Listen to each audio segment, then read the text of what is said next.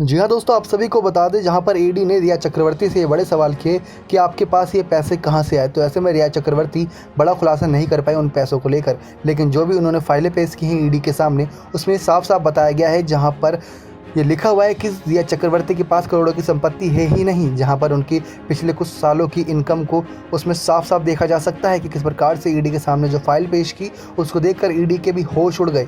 लेकिन दोस्तों, आप सभी को बता दें, जहां रिया चक्रवर्ती पर शक की निगाह सब पर टिकी हुई है, तो ऐसे में ईडी ने कुछ बड़े फैसले लिए हैं। जहाँ पर ईडी के इस बड़े फैसले से बहुत जल्द रिया चक्रवर्ती का पर्दाफाश होता हुआ दिखाई देगा। आप सभी को बता दें, हालांकि ईडी के सूत्रों के मुताबिक रिया बॉलीवुड से होने वाली कमाई की जगह सोशल काज और सांस्कृतिक कार्यों में होने वाली कमाई को अपनी बढ़ी हुई इनकम का आधार बनाया, जो कि सही नहीं बैठता। इसके अलावा रिया आय के स्रोतों के कई ऑफिशियल इनकम का सोर्स भी नहीं बता पाई और उनके इनकम, निवेश और खर्च का सही आकलन नहीं हो पाया है। क्योंकि दोस्तों, अगर देखा जाए तो पिछले कुछ सालों में जितनी भी रिया चक्रवर्ती की फिल्में आई, वो सब फ्लॉप साबित हुई। ऐसे में उन फिल्मों से ज़्यादा रिया चक्रवर्ती की कमाई नहीं हो पाई। बावजूद उसके रिया चक्रवर्ती को लेकर ये बातें कही गई थी कि उनके पास करोड़ों की संपत्ति है, जो कहाँ से आई है। क्योंकि अगर देखा जाए तो उनके एक साल में कमाई होने वाली करीब 14 लाख रुपये बताई गई थी, यानी कि 14 लाख रुपए के आसपास वे कमाई करती थी, ऐसा खबरों के मुताबिक बताया गया था। लेकिन अगर उनकी कुल संपत्ति देखी जाए तो उन्होंने ईडी के सामने जो पेश की है, वो 70 से 80 लाख रुपए के करीब बैठती है। लेकिन करोड़ों के उनके पास घर हैं, जहां पर 80 लाख का एक फ्लैट है और दूसरा जो फ्लैट है वो उनके पिता के नाम पे 60 लाख का उन्होंने खरीदा था। लेकिन ऐसे में जब करोड़ों की संपत्ति उनके पास है, तो करोड़ों जब कमाए नहीं तो करोड़ों की संपत्ति आई कहाँ से। तो ऐसे में उनका कहना है कि सोशल काज और सांस्कृतिक कार्यों से होने वाली कमाई से, उनकी बढ़ी हुई इनकम की वजह से ये काम वो कर पाई थी।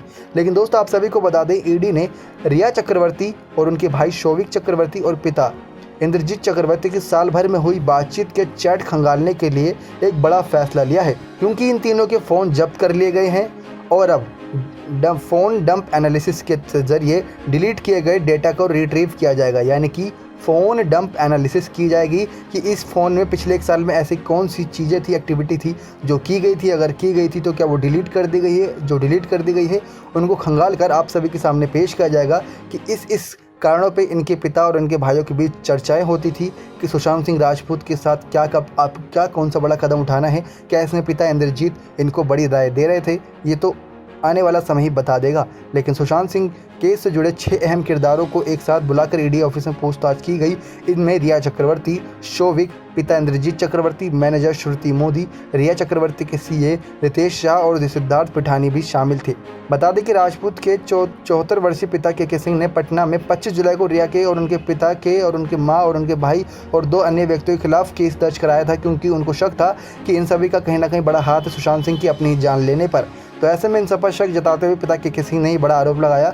लेकिन जहां ईडी अपने ही जाल में फंसती हुई दिखाई दे रही है, क्योंकि उन्होंने जब रिया चक्रवर्ती से इस बात का लेखा जोखा मांगा कि अपनी कमाई का लेखा जोखा पेश कीजिए, तो उन्होंने जो पेश किया उसमें साफ साफ दिख रहा है कि कहीं भी रिया चक्रवर्ती ने कोई पैसों की हेराफेरी नहीं की, ना ही उनके अकाउंट में कोई बड़ा ट्रांजैक्शन हुआ है जो सुशांत सिंह राजपूत की तरफ से हो या किसी भी ऐसे शख्स की तरफ से जहां पर उनको करोड़ों का ट्रांजैक्शन हुआ हो। तो ऐसे में क्या सीए ने, सुशांत के सीए ने या फिर रिया चक्रवर्ती के सीए ने कोई बड़ा घपला पहले से ही कर दिया था, ताकि वो बात किसी के सामने आ ही ना सके कि वो सुशांत के पैसे गायब भी कर रहे हैं और किसी को भनक भी ना लगे सके।